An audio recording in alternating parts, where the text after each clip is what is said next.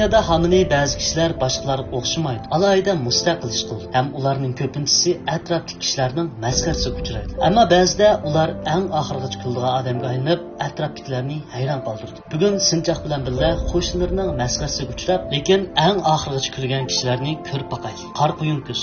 Amerikaning Janubiy Karolina shtatining dengiz qirg'og'ida intayin g'alati ko'rinadigan bir yurish uyi bor bo'lib, atrofdagi imoratlar bilan zadil chiqish olmaydi. Uning g'alati shakli qo'shnilarning masxarasiga uchragan. Chunki Amerikaning dengiz bo'yi rayonlari nihoyat osonla qor bo'ronining ta'siriga uchraydi. So'ng 1989-yili bu uyning loyihalaguvchisi Jorjining ota-onasi dengiz bo'yidagi ta'minli tajisda qor bo'ron tarafidan bayram qilib kelgan. Jorji konu bala qazaning qayta yuz berishidan saqlanish uchun qor bo'ronidan qo'rqmaydigan bir yurish uy silishni qaror qildi. Bu qor quyun ko'z deb atalgan uyga iPhone deb atalgan gaz qaslan qurilma ishlatib muqimlashtirilgan. Ondan ichki qismiga beton purkib va temir jaz o'rnish orqali mustahkam bir yumaloq o'giz shakllantirilgan. Chunki o'giz bilan tam tutishib turgan bir butun gavda bo'lg'achqa uyning qor bo'ron uchirib ketishi nihoyat qiyin. Uning ustiga uyning ostida yana 8 g'oyat zo'r eg'iz ochilgan bo'lib, qor bo'ron va dengiz suvi uydan o'tib ketganda uyning usti qismining buzg'unchilik uchirishdan saqlangan bo'ldi. 2018-yili qor bo'ron Florensidagi shu joyga hujum qildi.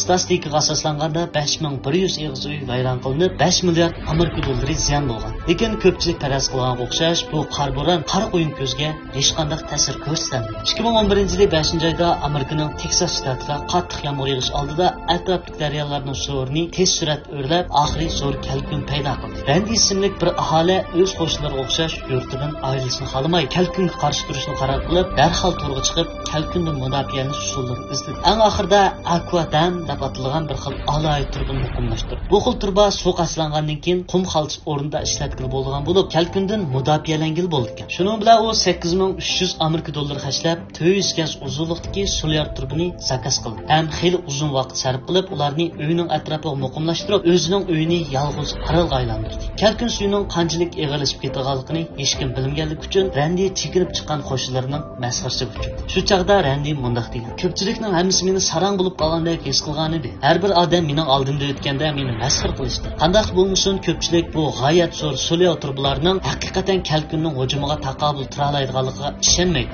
Oqibatda Randi eng oxirgacha kulgan odamga aylandi. Kalkun kelib kichik bozorni suv besib ketgan bo'lsa-mu, ammo solyar turbani yasalgan kalkun mudofaa to'smisi bor Randining uyiga hujum qilishga amalsiz qoldi. Garchi suv o'rni bargan sari yuqori ko'tarilgan bo'lsa-mu, uning kalkundan mudofaa to'smisi yanla intayin mustahkam turdi. Eng oxirida kalkun kichik bozordagi uylarni yiqitib ketdi. Qo'shnilar buning uchun zo'r so'mliq qiymat haqi to'lashgan. Ammo Randining uyi yanla hech qanday ziyon uchirmadi. Shu chaqda Randini masxar qilishgan qo'shnilarmi o'zi qarab achchiq kulishdan boshqa amal bo'lmagan bo'lishi kerak. Vicksburg uyi. 2011-yili Mississippi shtatining Osiyo birlashmasi turishlik aholilar Azu daryosining yuqori eqindagi daryo suvi teshib, daryo qishdan bo'sib o'tish ehtimolligi borligini aytgan. Bir qism ehtiyotchan aholilar qum to'plardan foydalanib, g'oyat zo'r shaxsiy kalkundan mudofaalash to'smas yasashga boshlagan. Ular o'zining uyini qum to'p bilan o'rgan bo'lib, xuddi qafasga solangandek g'alit ko'rinadi. Ammo ko'p qism qo'shnilari ularning haddidan ziyod ehtiyot qilib ketdi. Eng oddiy savoddan xabar yo'q ekan deb masxar qildi. Chunki Vicksburgning rayonlari o'tgan 100 yilda kalkun yomg'irgan rayonlarga joylashgan. Lekin kalkun afti yuz berish ehtimolligi aram 1%. Ular hatto kalkun sug'urtasini seta olmaydi.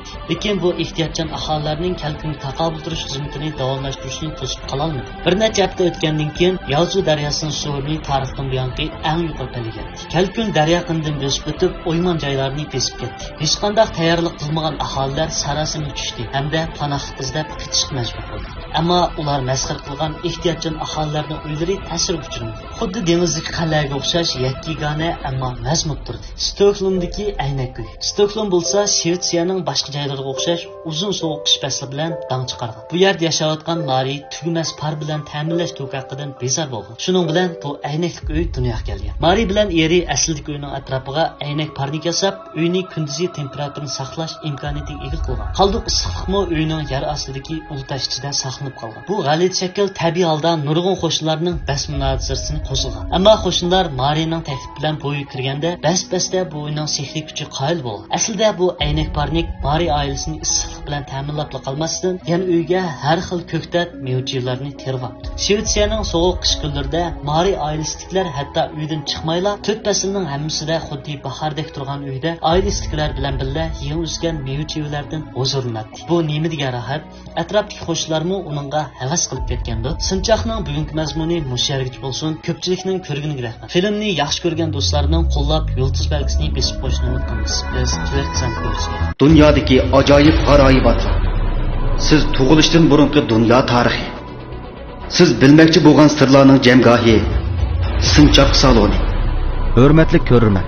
Agar dunyodagi ajoyib g'aroyib echilmagan sirlarni bilmoqchi bo'lsangiz, undaqda siz Sinchoq salonini qo'shib oling va do'stlaringizga tarqatib qo'ying. Salon izlash nomi Sinchoq.